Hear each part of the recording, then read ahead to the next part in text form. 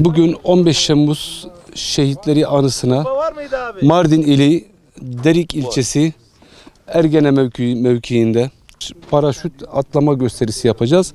Bu atlayışımızı 15 Temmuz şehitleri ve Başkomutanımız, Cumhurbaşkanımız Recep Tayyip Erdoğan için biz bunu yapıyoruz. Biz iş adamları olarak hem iş hayatında da varız.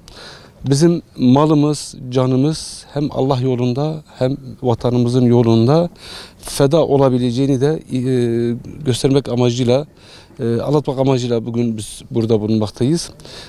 15 Temmuz şehitlerimizi de burada minnetle anıyoruz. Gazilerimize de teşekkürlerimizi sunuyoruz. Aslında o gün sadece 250-251 tane şehit verdik ama o gün şehit olmak için on binlerce, yüz binlerce insanlarımız bu memleket için yollara çıktılar. Yamaç paraşütünü 5 yıldır Mardin'de yapıyoruz. Derik Kaymakamımız Hakan Bey'in katkılarıyla take-off'umuzu açtık. Burada her hafta sonları yamaç paraşütü etkinlikleri düzenlemekteyiz. Bugün ayrı bir önemi var. 15 Temmuz'u anmak için bir araya geldik. Yamaç paraşütünü havada kutlamayı düşünüyoruz. Bütün şehitlerimize tekrardan Allah'tan rahmet diliyoruz. Yakınlarına ve gazilerimize de sağlık, esenlikler diliyoruz. Teşekkür ederim.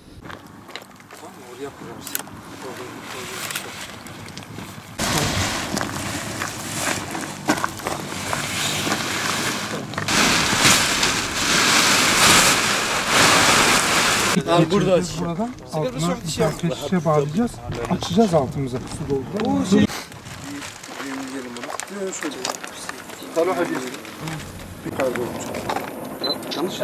Yan gelir. Yan. Başkan gel.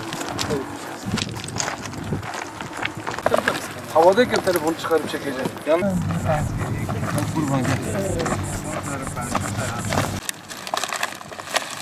Annen sana demiş ki senin paraşütün gel değiştirin. Buradan açmadın başka. Mehmet abi oradan Halallaştın mı? Ben de.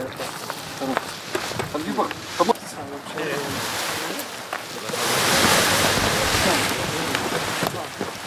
En azından suya. Abi orada dikkatli olun ha. Size gelirler.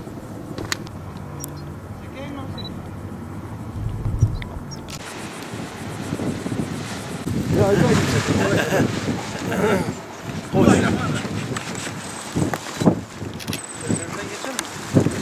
Hadi bakalım.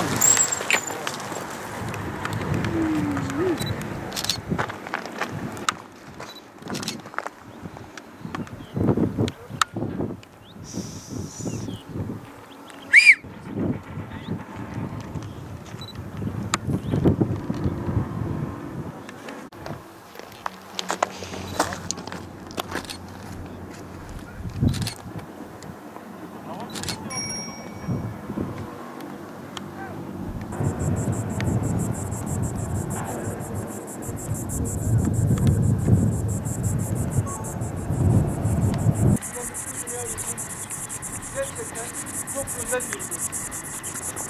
Yıllarca darbelerden çok geçti. Şimdi siz de canlı yayınınızı yapıyorsunuz.